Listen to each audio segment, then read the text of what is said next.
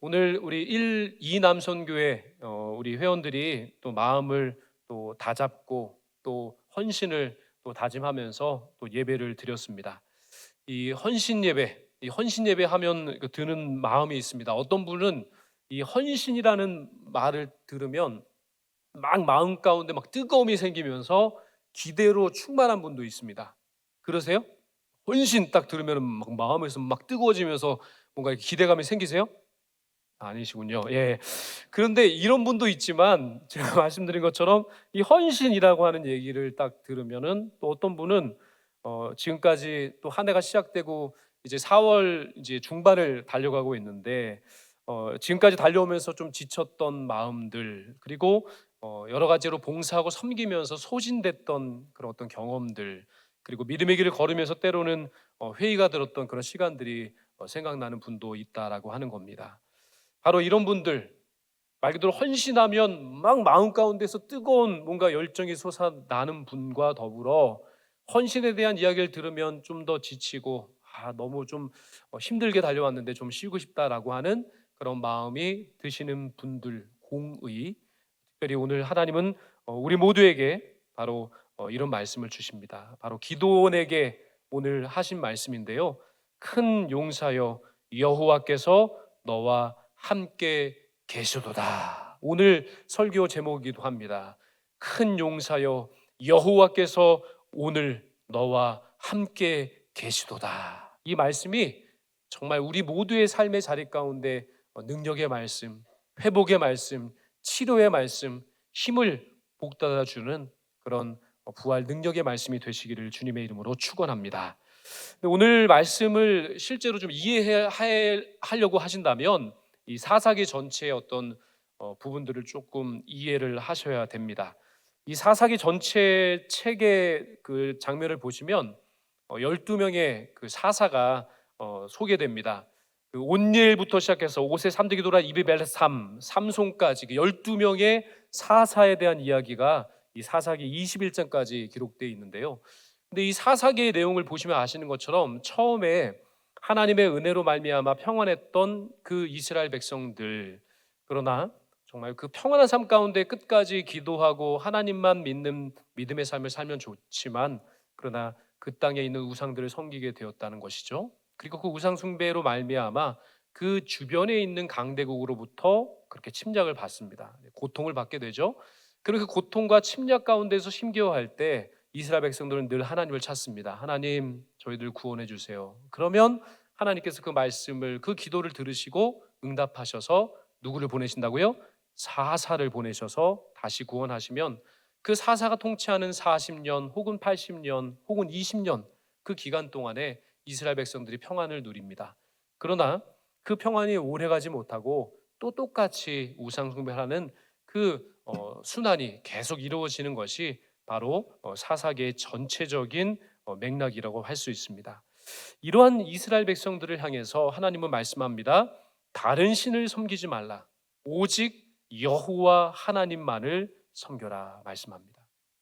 그리고 이 사사기 직전에 이 여호수아라고 하는 분이 계시잖아요. 이 여호수아라고 하시는 분이 바로 이 가나안 땅을 정복하고 분배하는 과정에서도 결론적으로 그의 마지막 고별 설교에서 하셨던 말씀이 바로 오직 하나님만 섬겨라였습니다.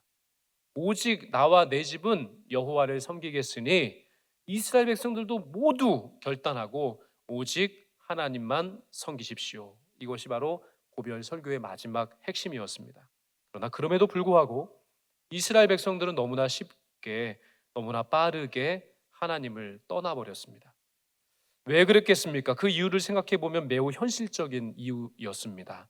바로 먹고 사는 문제가 그들 앞에 있었기 때문에 그렇게 한 겁니다. 유목과 목축 중심으로 살았던 이스라엘 백성들, 이제 가나안 땅이라고 하는 새로운 환경에서 살아가다 보니 거기에서는 농경 문화이기 때문에 농사를 지어야 했습니다. 이 농경 사회에서 마주치게 된 그 농사를 지어야 되는 이 이스라엘 백성들에게 가장 급하고 시급한 문제, 그것은 바로 농사를 지을 때 필요한 비, 농사를 지을 때 필요한 햇볕이 적절하게 내려야 되는 것이죠. 그래서 이 가나안 땅에 있는 사람들은 말했습니다. 농사를 책임지는 신이 있다. 이 가나안 땅의 농사를 책임지는 신이 바로 바알이라는 겁니다. 가나안 땅에 사는 사람들은 이 바알을, 이 농사를 주관하는 신으로 섬겼습니다. 그래서 비를 내리는 것도, 풍년을 주는 것도 다 바알 신이 주관했을 때 그 일들이 가능하다라고 믿었습니다. 그 말에 이스라엘 백성들의 마음에 새겨진 거예요. 가나안 땅에 그 백성들이 한 그 말이 이스라엘 백성들의 마음에 심겨졌습니다. 결국 그들은 하나님을 떠나서 바알을 섬기는 그런 우상 숭배를 하게 된 것이죠. 그 결과가 어떻게 됐는지 아십니까? 그 바알 신이 농사를 지배하고 농사를 주관하는 신이라고 해서 이스라엘 백성들도 그 신을 따라 우상을 숭배했지만 결과는 풍년이 아니라 궁핍함이었습니다. 평안이 아니라 고통이 임했습니다. 약탈과 억압과 절망이 그들의 삶을 완전히 덮고 말았습니다. 이 사사기가 저희 모두에게 던지는 질문은 그래서 이렇습니다. 하나님을 떠나면 정말 잘 살 수 있는가? 하나님을 떠나 살아가면 정말 사람은 행복하게 잘 살 수 있는가? 이 물음을 하는 것이 바로 사사기입니다. 오늘 이 사사기에서 말씀하시는 이 질문은 바로 2000년이 지난 오늘날에도 똑같이 저희 모두에게 던지는 질문이기도 합니다. 오늘 바로 정말 그 사사시대, 바로 이 기드온이 처해 있는 상황 가운데 있는 그 모습이 바로 우리 모두의 처해 있는 상황과 다름이 없다라고 하는 겁니다. 바로 그 상황 속에서 하나님은 한 사람, 바로 기드온을 부르시면서 말씀하십니다. 바로 이 말씀은 기드온에게만 하신 것이 아니라 오늘을 살아가고 있는 우리도 똑같이 주시는 말씀입니다. 그 메시지는 먼저 하나님은 여전히 우리와 함께 계신다는 말씀입니다. 하나님이, 우리가 하나님을 떠났지만, 이스라엘 백성들이 하나님을 배반했지만 하나님은 여전히 이스라엘 백성과, 하나님은 여전히 저희들과 함께 계신다는 약속의 말씀입니다. 오늘 본문 12절 말씀을 한번 같이 읽어보도록 하겠습니다. 시작. 여호와의 사자가 기드온에게 나타나 이르되 큰 용사여 여호와께서 너와 함께 계시도다 하매. 이 말씀이 선포되는 순간 기드온은 어디에 있었냐면요, 이 포도주 틀 안에 숨듯이 웅크려 있었습니다. 그렇게 앉아서 포도주 틀이니 거기서 뭘 해야 되는 거죠? 포도주를 만들기 위한 포도를 수확하는 것이 포도주 타작입니다. 그런데 이 기드온은 그 포도주 타작을 하는 그 틀 안에 숨어서 지금 무엇을 타작하고 있나요? 밀을 타작하고 있습니다. 밀을. 관심이 없네요. 뭐 포도를 하든지 밀을 하든지 난 상관없다. 예, 이게 지금 포도주 틀인데 그가 지금 숨듯이 숨어서 그렇게 밀을 타작하고 있는 겁니다. 왜 포도주 틀에서 그는 밀을 타작하고 있는 걸까요? 왜 그러고 있을까요? 그는 추측. 왜 그럴까요? 들키지 않으려고. 맞습니다. 무서워서. 바로 그 기드온은요, 미디안 사람들의 눈을 피해서 그렇게 수확물을 빼앗기지 않으려고 두려워서 떨면서 숨듯이 그렇게 포도주 틀에 밀을 타작하고 있는 겁니다. 그런데 놀랍습니다. 지금 기드온은 너무 두려워서 숨듯이 밀을 포도주 틀에서 타작하고 있는데요. 그런데 하나님께서 말씀하시는 겁니다. 큰 용사라는 겁니다. 겉보기에 기드온은 진짜 큰 용사입니까? 아닙니다. 큰 용사와는 너무도 거리가 먼 모습을 보이고 있습니다.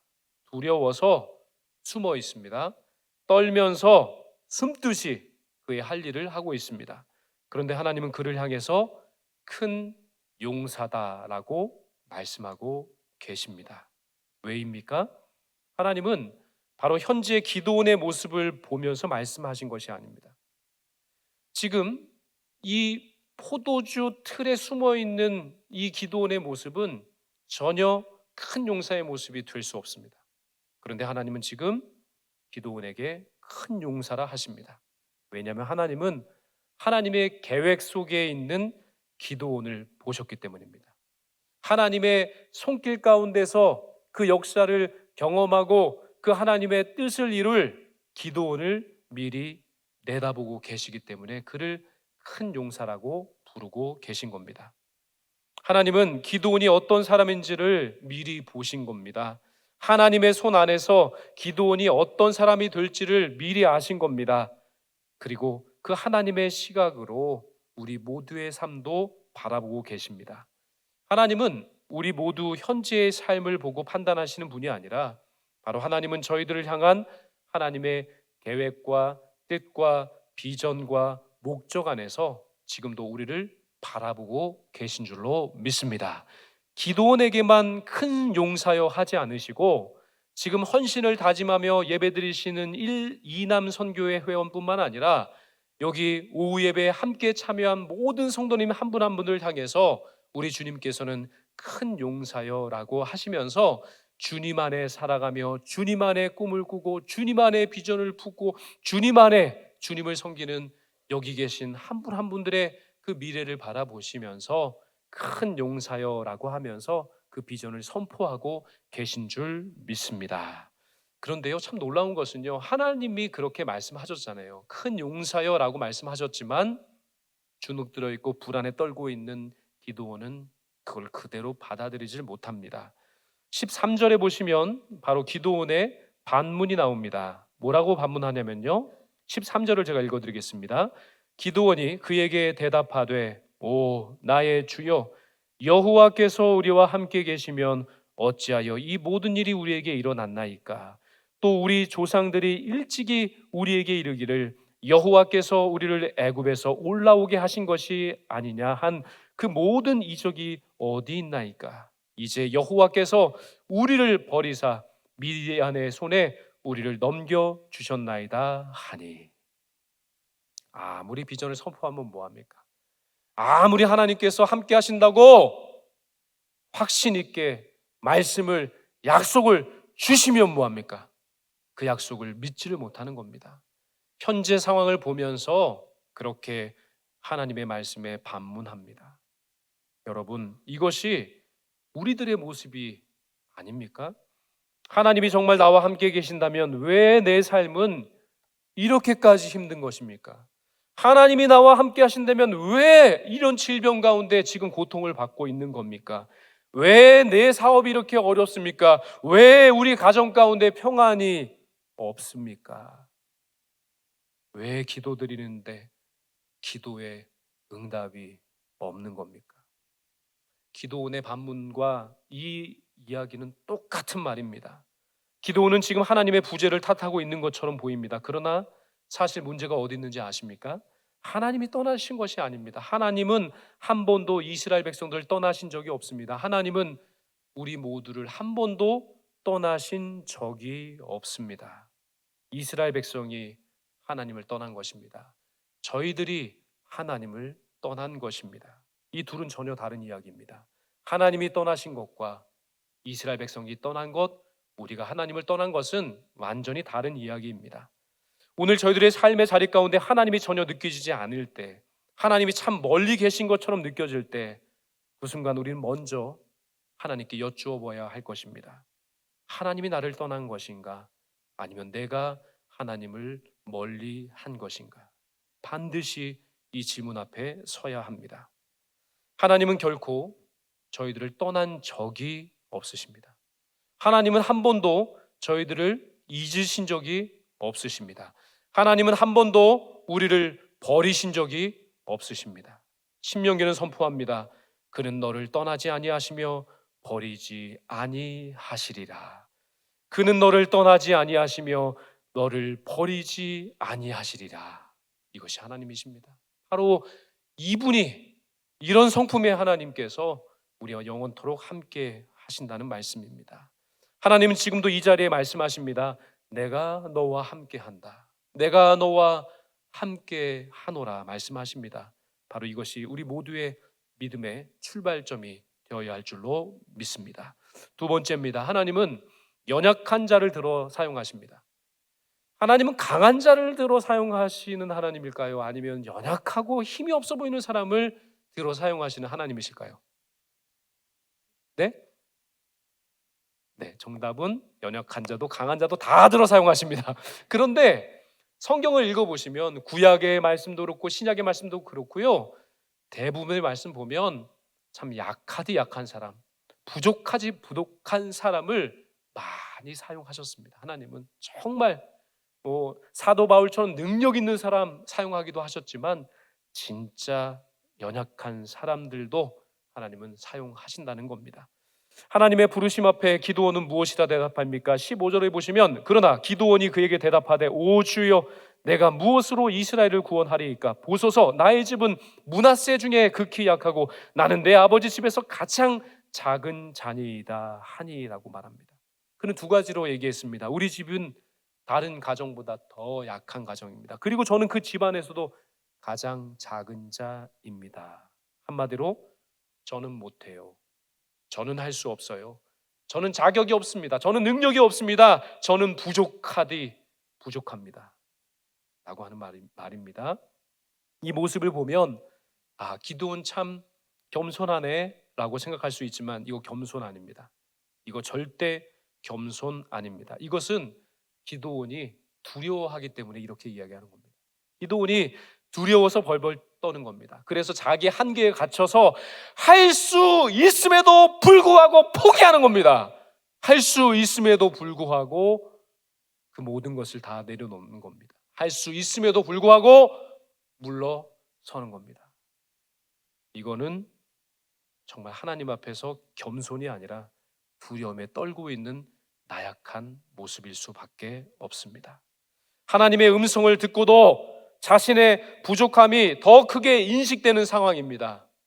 문제보다 크신 하나님, 인생보다 크신 하나님께서 말씀하시는데도 그 말씀이 마음에 들어오지 않고 그 말씀이 귀에 들어오지도 않고 그 말씀이 희망이 되지도 않습니다. 완전히 자신의 나약함과 그 약함에 완전히 매몰돼서 더 이상 하나님의 말씀이 능력으로 와닿지가 않은 상황이 되어버린 겁니다.